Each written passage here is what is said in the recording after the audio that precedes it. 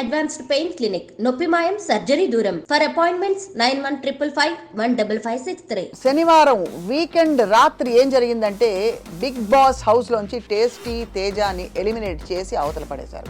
నా దృష్టిలో పర్సనలీ విముక్తుడయ్యాడు. అమ్మయ్య, తేజ ఇప్పటికైనా గాలి పీల్చుకుని నార్మల్ అవుతాడని నేను అనుకుంటున్నాను. మేడం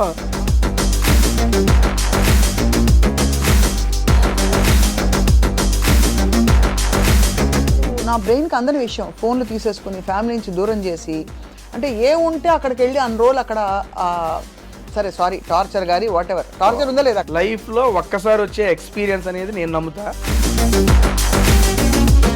ఎందుకు ఎలిమినేట్ అయ్యారు? ఒక ప్రాపర్ ఓట్ బ్యాంక్ అనేది బాధ లేదా? డబ్బులు బాగా ఇచ్చారా? మోస్ట్ ఫేవరెట్ మీ కో కంటెస్టెంట్ ఎవరు బిగ్ బాస్ హౌస్ లో ఈసారి? ఇప్పుడు ఈ సీజన్ లో అయితే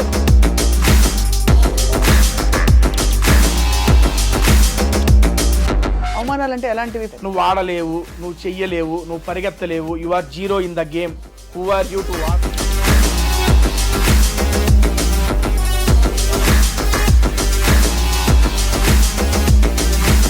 అంటే ఇది వరకు బాగా ఈ బిగ్ బాస్ హౌస్ లో లింకప్లు ఎక్కువ ఉండేవి, అమ్మాయిలు అబ్బాయిలు ఉంటే.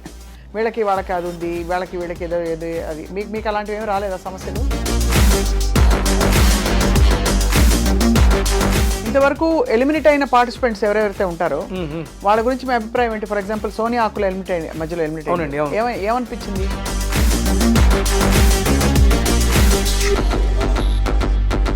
ఫేర్ అంటారా, అన్ఫేర్ అంటారా? ఏ పాయింట్ ఆఫ్ వ్యూలో ఏ మనిషి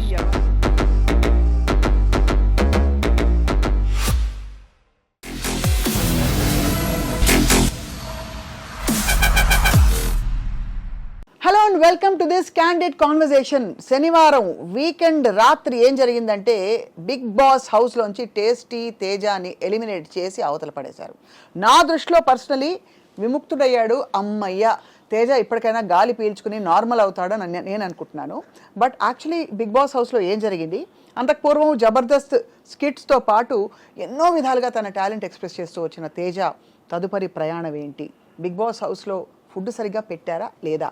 ఇంకా బాగా చూసుకున్నారా లేదా? కాంట్రవర్సీస్ ఎందుకు తేజకు మాత్రం వచ్చాయి? అన్ని విషయాలు అడగబోతున్నాం.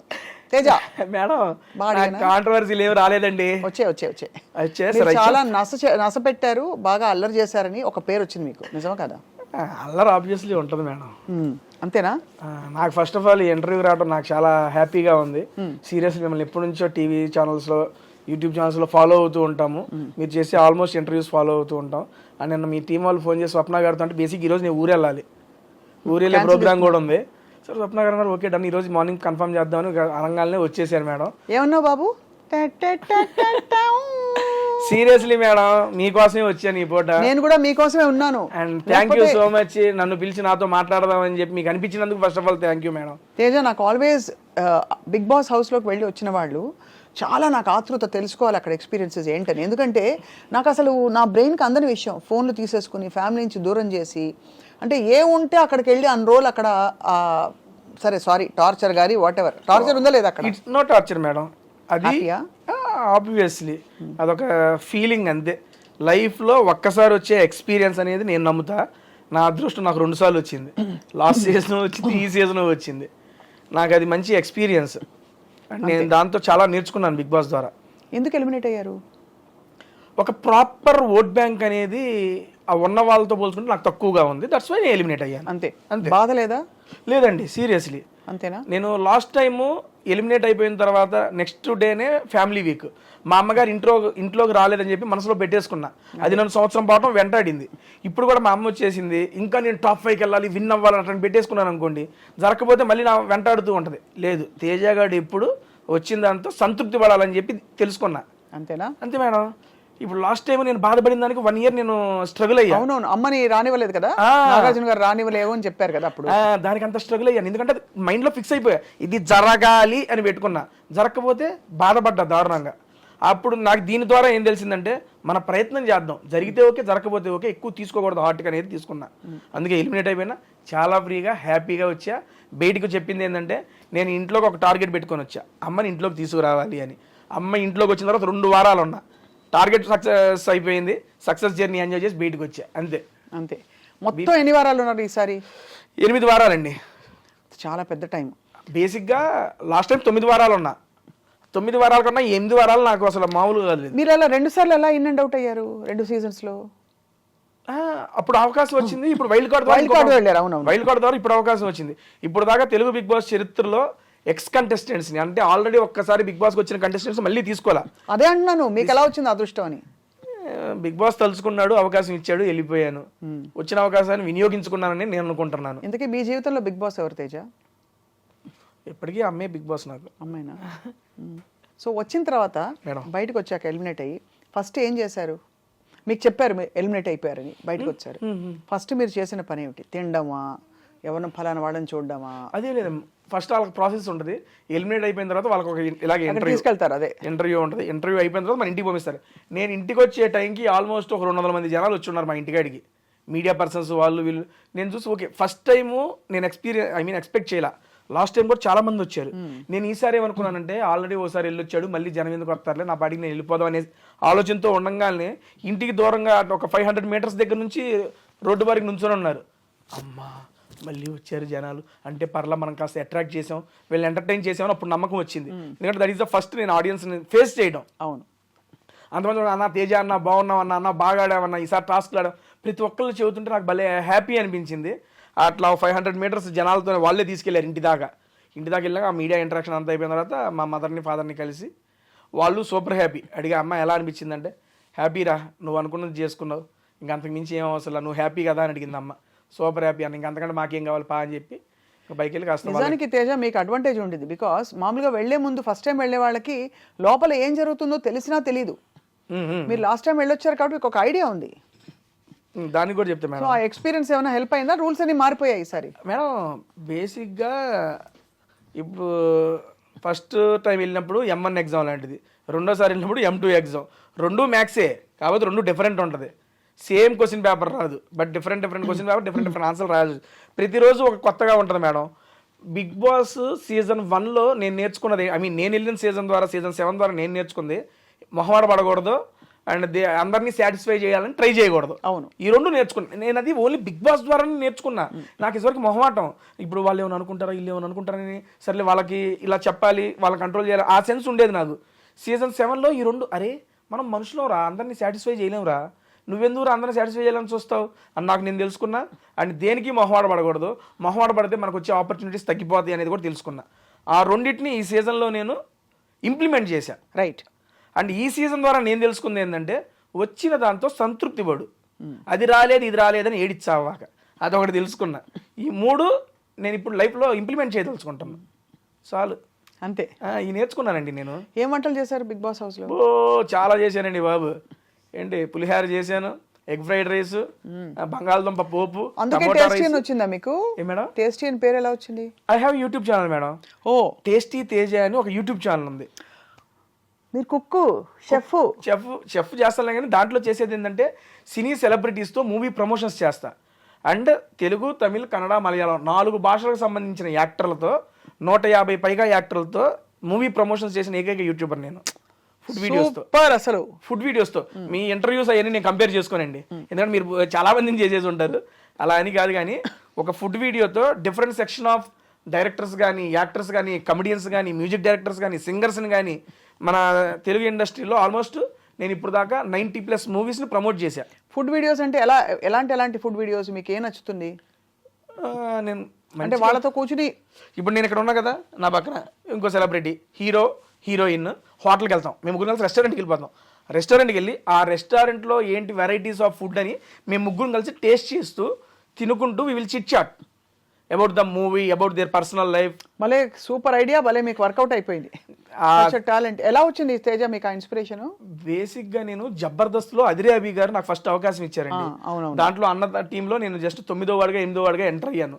ఒక 2 years 3 years టైం పట్టింది నాకంటూ. ఒరే తేజ అనేవాడు ఒకటి చేస్తున్నాడు అంటారా. 2016లో వెళ్ళాను నేను అభి అన్న దగ్గరికి.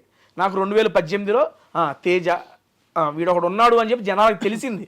2 సంవత్సరాలు టైం పట్టింది జనాలకు తెలియడానికి. అరే టీంలో ఒక టీంలో ఉన్నానని తెలియడానికే 2 సంవత్సరాలు టైం పడితే నాకు ఒక ఇండివిజువల్ ఐడెంటిటీ రావడానికి ఇంకెన్ని సంవత్సరాలు టైం పట్టిద్ది. ఆ టైంలో నేను జాబ్ చేస్తూ ఉన్నా. నేను టీసీఎస్లో సాఫ్ట్వేర్ ఎంప్లాయీ జాబ్ చేస్తూ అభియాన్ దగ్గర జబర్దస్త్ కిట్లు చేస్తూ మేనేజ్ చేసేవాడిని. నాకంటూ ఒక ఇండివిజువల్ ఐడెంటిటీ రావాలి, ఏం చేయాలి ఆలోచనతో అప్పుడే యూట్యూబ్ బూమ్ గట్టిగా ఉంది. అంటే ముందు నుంచి ఉంది, మాకు అప్పుడే రిలీజ్ అయ్యాం. అప్పుడు మా జబర్దస్త్లో మహిధర్ అని ఉన్నాడు, అరే యూట్యూబ్ చేసుకోవడం మంచిగా ఉంటుంది అంటే, సరే యూట్యూబ్ చేద్దాం, ఏం పెట్టచ్చు కంటెంట్ అంటే, మనకి ఫుడ్ అంటే బాగా ఇంట్రెస్ట్ అండ్ ఫుడ్ వీడియోస్ చేద్దాము అనే సెన్స్ వచ్చింది. నేను ఒక్కడనే కూర్చొని ఫుడ్ తినుకుంటూ ఉంటే ఎవరు చూస్తారు, నాతో పాటు ఏదైనా కంపెనీ సరదాగా ఫ్రెండ్స్తో వెళ్ళినప్పుడు నవ్వుకుంటూ తింటూ ఉంటాం కాబట్టి నా ఫ్రెండ్స్తోనే స్టార్ట్ చేశా.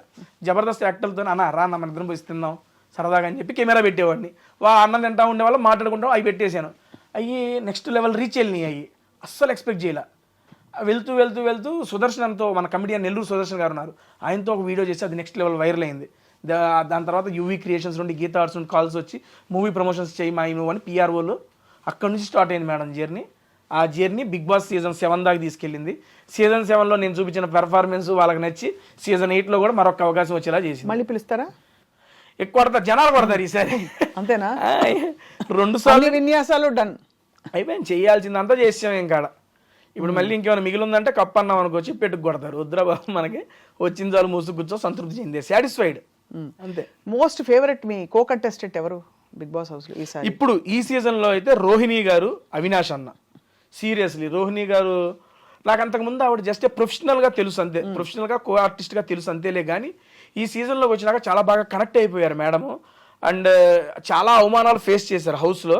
వాటన్నిటిని తట్టుకొని నిలబడి ఎవరైతే నువ్వు ఆడలేవు చెయ్యలేవు అన్నారో వాళ్ళ మీద గెలిచి చూపించి మొత్తం అందరికీ ఒక ఇన్స్పిరేషన్గా నిలిచారు. అవమానాలు అంటే ఎలాంటివి? ఫర్ ఎగ్జాంపుల్ మీ దృష్టిలో అవమానం అంటే ఏంటి? నువ్వు ఆడలేవు, నువ్వు చెయ్యలేవు, నువ్వు పరిగెత్తలేవు, you are zero in the game, who are you to ask me. నువ్వు పోయినసారి వెళ్ళి నువ్వు టీవీలో సీజన్లో వెళ్ళి సీజన్లో కూడా నువ్వు కనపడం కూడా కనపడలేదు, నువ్వేం చేసావో అర్థమవుతుందని చెప్పి అన్ని మాటలు అన్నారు ఆవిడ్ని. కానీ అలా మిమ్మల్ని అంటే మీరు హర్ట్ అవుతారా? ఆబ్వియస్లీ హర్ట్ అవుతాం కదండి. అవుతాం, బట్ దాన్ని ఎలా తమాయించుకుంటారు? అక్కడ ఏమని చెప్పుకుంటారు? లేదు అహంకారం ఉండకూడదు, ఎవరన్నా ఒక మాట అన్నా కూడా మనం పడాలి అనే ఒక వ్యక్తిత్వ వికాస పుస్తకం తెచ్చుకుంటారా లోపల? లేక ఆ టైంలో ఎవరైనా అంటే ఆబ్వియస్లీ మనం అనగలిగి మన దగ్గర మాట ఉంటే మనం చెబుతామండి. ఒకవేళ మనం చెప్పినా అర్థం కానప్పుడు అప్పుడు బాధ వచ్చింది. ఇప్పుడు తను కూడా ఆ మాటలన్నీ తీసుకున్నప్పుడు తను ఫైట్ చేసింది, కానీ అది ఎంత ఫైట్ చేసినా ఉండిపోద్దిగా ఆ బాధ అనేది. ఆ బాధని రెప్లిగా పెట్టి ఒక విజయం ఇచ్చింది ఆవిడికి. నేను ఆల్రెడీ హౌస్లో కూడా చెప్పాను, నాగార్జున గారితో చెప్పాను. ఆవిడ గెలిచినప్పుడు ఆ గెలుపును చూసి నా కళ్ళంటే నీళ్ళు వచ్చినాయి. బిగ్ బాస్లో ఇంతటి గొప్ప విజయం నాకు ఇప్పుడు లైవ్లో 2 గంటల పాటు మేడం. గేమ్ ఏంటంటే ఒక సీసా ఉండిద్ది, సీసా ఇన్ ద సెన్స్ ఇదేంటి ఎట్లా ఊగుతారు మేడం, ఏంటిది సీసా? సీసా అదేనా? పైకి కిందకి ఈ పక్కనేమో ఒక కాలుతో బ్యాలెన్స్ చేయాలి, ఆ పక్కనేమో కుండలో ఇసుక పెట్టుకొని ఉంటారు, అది బ్యాలెన్స్ చేయాలి. నేను, రోహిణి గారు, ఇంకొక అబ్బాయి పృథ్వీ, ముగ్గురు ఉంచున్నాం. నేను ఒక అరగంట 40 నిమిషాల్లో నేను పడిపోయా. రోహిణి గారు ఈ లెగ్కి ఇంజూరీ సర్జరీ జరిగిన ఆ కాలుతో 2 గంటల పాటు బ్యాలెన్స్ చేశారు. తనకి స్ట్రెంగ్త్ ఏమీ కాదు, ఓన్లీ విల్ పవర్. వాళ్ళు నన్ను అన్నారు వాళ్ళ మీద గెలవాలనే పంతంతో గెలిచి చూపించారు. అందుకని నాకు అసలు దెబ్బంటే ఆవిడ మీద నా ఒపీనియన్ మారిపోయింది. దాని ఇదిరా గెలుపంటే అనిపించింది. ఒకవేళ అలా ఆడుతూ కింద పడిపోతే అవుట్. అంటే నేను ఎందుకు అడుగుతున్నానంటే, అంత కొని తెచ్చి పెట్టుకునే ఇలాంటి, అంటే మనకి జీవితంలో ఏదో పనికొస్తాయి అనే ఒక కారణంతో ఇలాంటి టెస్టులు పెడతారా బిగ్ బాస్లో? మేడం మీకు ఎలా అర్థమైంది బిగ్ బాస్ అసలు? బిగ్ బాస్ అనేది నాకు పర్సనల్గా ఏంటంటే మేడం, ఎమోషన్స్ కంట్రోల్. నేను హౌస్లో కూడా చాలాసార్లు చెప్పాను, మన ఎమోషన్స్ని కంట్రోల్ చేసుకోగలగాలి. రియల్ లైఫ్లో కానీ ఏది ఎక్స్ట్రీమ్ ఉండకూడదు, ఏది తక్కువ ఉండకూడదు. ఎమోషన్స్ అనేవి ఎప్పుడు కంట్రోల్లో ఉండాలి. ఎమోషన్స్ కంట్రోల్లో ఉంటేనే మన ఆలోచనలు మన ఆధీనంలో ఉంటాయి. ఇప్పుడు పీక్స్కి వెళ్ళినా కూడా కోపంలో కొన్ని డెసిషన్స్ తీసుకుంటాం, అది అప్పుడు కరెక్ట్ అనిపించచ్చు, తర్వాత తప్పు ఉండొచ్చు. మనం కృంగిపోయి అటువంటి టైంలో తీసుకుని ఉంటాం, అది తప్పే ఉండొచ్చు. అదే ఎమోషన్స్ని ఎప్పుడు మన కంట్రోల్లో పెట్టుకున్నాం అనుకోండి, it is purely my personal opinion, మన కంట్రోల్లో పెట్టుకున్నాం అనుకోండి, మన ఆలోచనలు కూడా మన యొక్క ఆధీనంలో ఉంటుంది అనేది నేను నమ్ముతా. అలాంటి పర్సనాలిటీ డెవలప్మెంట్ గురించి కానీ, మన క్యారెక్టర్ల గురించి కానీ, ఈ రకంగా వీటన్నిటికీ మనం ఏంటి అనేది, ఇప్పుడు ఒక సీజన్కి వెళ్ళిన ఒక బిగ్ బాస్ కంటెస్టెంట్ ఒక జర్నీ చూసేస్తే వాడేంటి, ఎలా ఉంటాడు, ఎలాంటి వాడు అని చెప్పి ఆ వెళ్ళిన వ్యక్తికి తెలిసిద్ది, చూసే జనాలకి తెలిసిద్ది. ఇది పూర్తిగా A to Z. What is Teja అంటే జస్ట్ సీజన్ 7, సీజన్ 8 మనకు కూడా తెలిసిద్ది. ఎందుకంటే మనకు తెలియని సిచ్యువేషన్స్లో ఉంటాం ఇంట్లో. అటువంటి సిచ్యువేషన్లో మనం ఎలా ఆలోచిస్తాం, మన మైండ్ ఎలా ఆలోచించిద్ది, దానికి మనం ఎలా ఒకవేళ వచ్చిన దాన్ని మనం ఎలా తీసుకోగలం, రిప్లై ఎలా ఇవ్వగలం, వీటన్నిటిని. ఏంటి మీ ఈ మొత్తం ఎక్స్పీరియన్స్లో మీరు తెలుసుకున్న మీరు చిన్నవారే కాబట్టి మీ జీవితంలో మీరు తెలుసుకున్న most important thing in life ఏమిటి తేజ? చెప్పాగా ఈ 3 నేర్చుకున్నాను బిగ్ బాస్. నేను ఫస్ట్ చెప్పే కదా, ఇవి చెబితే చెబుతారులే, నేను రియల్గా ఎక్స్పీరియన్స్ చేసి ఈ 3టిని లైఫ్లో ఇంప్లిమెంట్ చేస్తున్నా. ఒకటి మొహమాట పడకూడదు, అందరినీ సాటిస్ఫై చేయాలని చెప్పి ఎప్పుడు చూడకూడదు. ఎందుకంటే అందరూ మనుషులు, అందరికీ ఒకేలాగా అర్థమైద్దని లేదు. నెక్స్ట్ ఇంకోటి, వచ్చిన దాంతో సంతృప్తి చెందు, ఇంకో దానికి ప్రయత్నించు. రాలేదని చెప్పి ఎక్కువ దాని గురించి బాధపడకు. సీరియస్లీ లాస్ట్ టైము మా అమ్మ రాలేదని చెప్పి నేను పెట్టేసుకున్నా మనసులో, నాకు ఉండిపోయింది. నేను 9 వారాలు ఉన్నా, నా ఇదికి నాకు చాలా ఎక్కువ అది.